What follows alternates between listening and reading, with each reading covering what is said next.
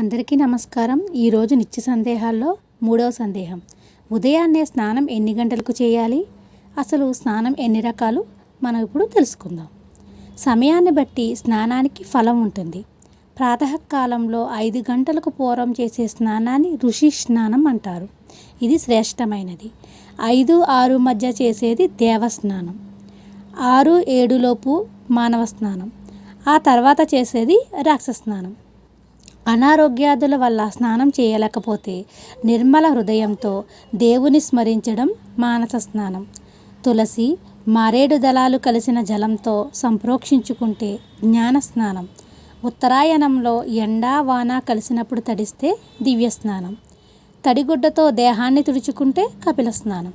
సంధ్యా వందనాది సందర్భాలలో జలాన్ని ప్రోక్షించుకుంటే మంత్రస్నానం. గాయత్రి మంత్రాన్ని జపిస్తూ నీటిని శిరస్సు మీద చల్లుకుంటే గాయత్రి స్నానం. నేను చెప్పింది మీకు నచ్చినట్టయితే లైక్ చేయండి, షేర్ చేయండి, సబ్స్క్రైబ్ చేయండి.